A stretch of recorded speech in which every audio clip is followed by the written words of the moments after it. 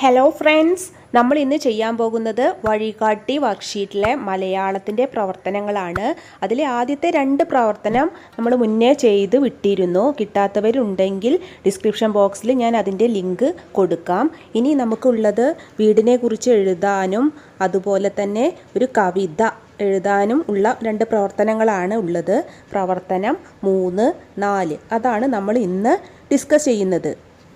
അപ്പോൾ കഴിഞ്ഞ ക്ലാസ്സിലെ 1ഉം 2ഉം പ്രവർത്തനങ്ങളൊക്കെ നിങ്ങളെല്ലാവരും വളരെ മനോഹരമായി ചെയ്തു കാണുമെന്ന് വിചാരിക്കുന്നു. എന്നാൽ നമുക്ക് ഇന്നത്തെ പ്രവർത്തനത്തിലേക്ക് കടക്കാം. ശരി, എന്നാൽ നമുക്ക് 3ാമത്തെ പ്രവർത്തനം വായിച്ചു നോക്കിയാലോ. അങ്ങനെ ജിബ്രുവിന് പുതിയ വീട് കിട്ടി. നിങ്ങൾ കഴിഞ്ഞ ദിവസം ജിബ്രുവിൻ്റെ വീടൊക്കെ വരച്ചതല്ലേ? വീട് എങ്ങനെയുള്ളതാണ്? ആ വീട് എങ്ങനെയൊക്കെയാണ് നിർമ്മിച്ചിരിക്കുന്നത്? നിങ്ങൾ എങ്ങനെയാണ് ചിത്രത്തിൽ വരച്ചിരിക്കുന്നത്? അതുപോലെയാണ് എഴുതേണ്ടത്. ചോദ്യം നോക്കൂ.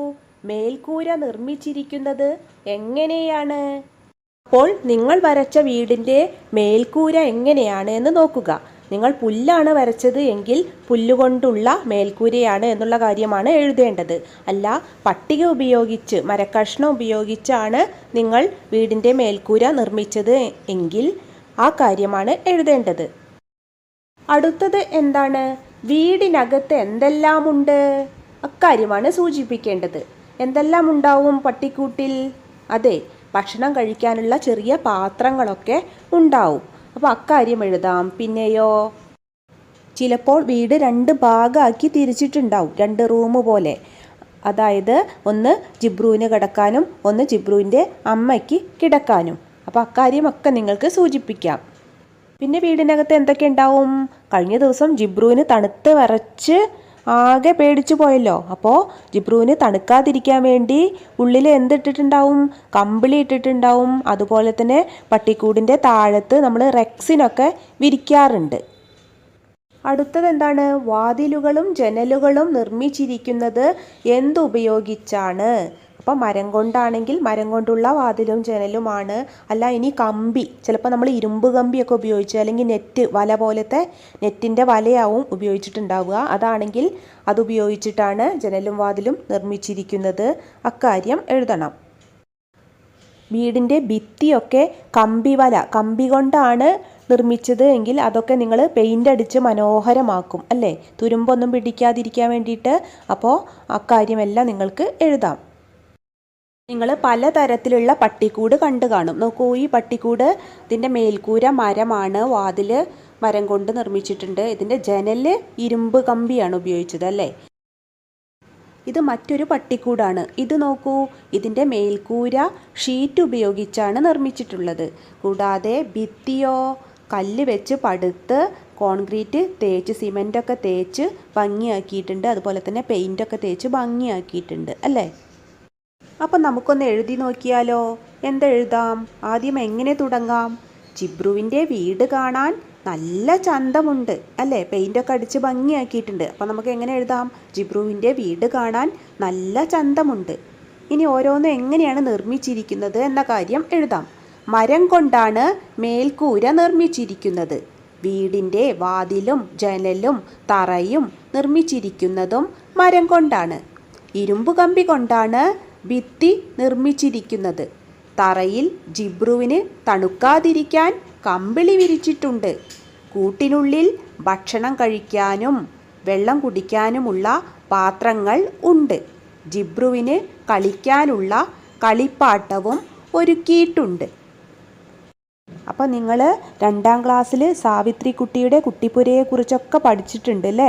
വീട് നിർമ്മാണത്തിൻ്റെ ഘട്ടങ്ങളും എല്ലാം നിങ്ങൾക്കറിയാം. വീടിൻ്റെ ഭിത്തി എന്താണ്, തറ എന്താണ്, മേൽക്കൂര എന്താണ് എന്നുള്ള കാര്യങ്ങളൊക്കെ നിങ്ങൾ പഠിച്ചതാണ്. അപ്പോൾ അതൊക്കെ നിങ്ങൾ അത് എന്തുകൊണ്ടാണ് നിർമ്മിച്ചത് എന്ന കാര്യം എഴുതിയാൽ നമുക്ക് വീടിനെ കുറിച്ചുള്ള ഒരു കുറിപ്പായി.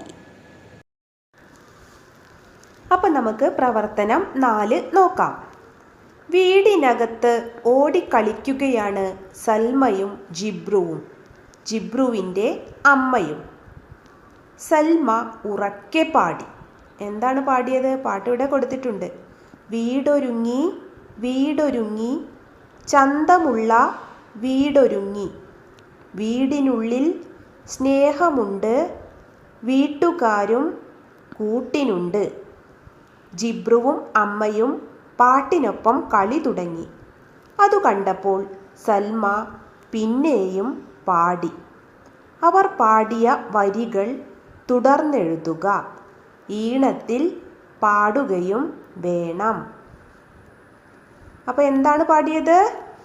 വീടൊരുങ്ങി വീടൊരുങ്ങി ചന്തമുള്ള വീടൊരുങ്ങി, വീടിനുള്ളിൽ സ്നേഹമുണ്ട്, വീട്ടുകാരും കൂട്ടിനുണ്ട്.